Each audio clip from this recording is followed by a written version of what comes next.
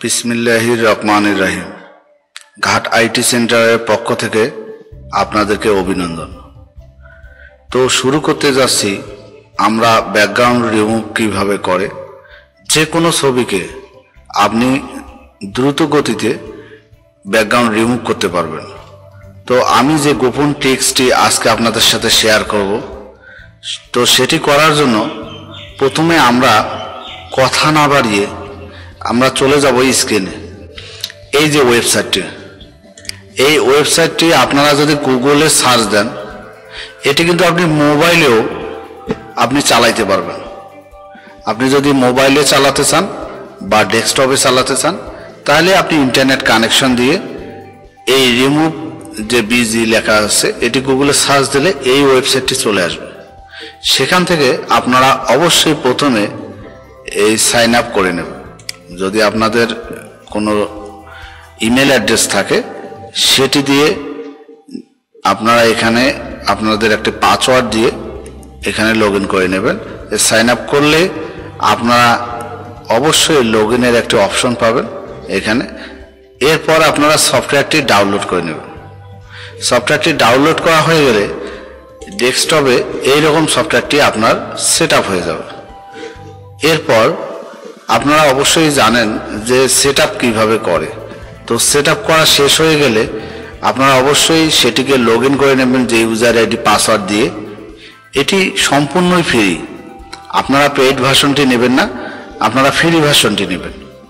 তো আমি এখানে দেখাচ্ছি খুব সহজে কিভাবে আপনি যে কোনো ছবিকে তার ব্যাকগ্রাউন্ডকে রিমুভ করতে পারেন খুব সহজেই।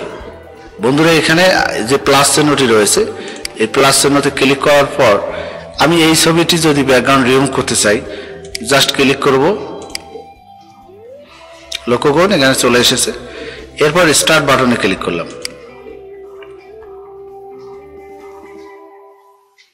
খুব স্বল্প সময়ের মধ্যে কিন্তু ট্রান্সফার হয়ে গেল।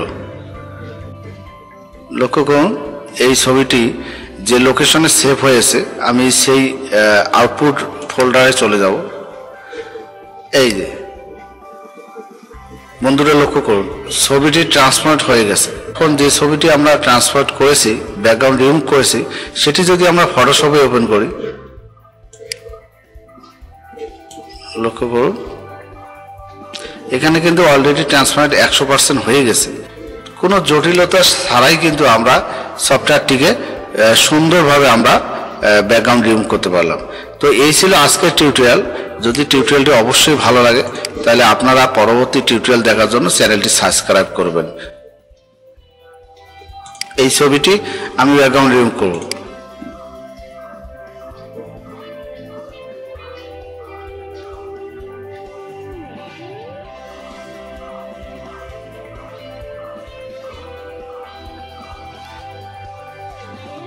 বন্ধুরা দেখুন ব্যাকগ্রাউন্ড কিন্তু রিমুভ হয়ে গেল। আপনি এখানে ইচ্ছা করলে কালার সেট করতে পারবেন, যে কোনো কালার। আমি এখানে একটি কালার সেট করে দিচ্ছি, কালার চুজ হয়ে গেল। এখন ডাউনলোড করে নেব।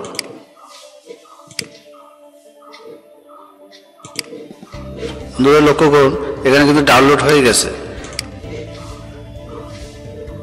এখন যদি আমি ইমেজটি ফটোশপে ওপেন করি, দেখুন ছবিটি কিন্তু চলে এসেছে। ইচ্ছা করলে আপনারা এখান থেকে পাসপোর্ট সাইজের ছবিগুলো এখান থেকে করে নিতে পারবেন। আপনারা যারা পাসপোর্ট সাইজের ছবি করতে না পারেন তাহলে আমার পূর্বের ভিডিওগুলো দেখে নেবেন। তো এই ছিল আজকের টিউটোরিয়াল। ধন্যবাদ সবাইকে, ভালো থাকবেন, আল্লাহ হাফেজ।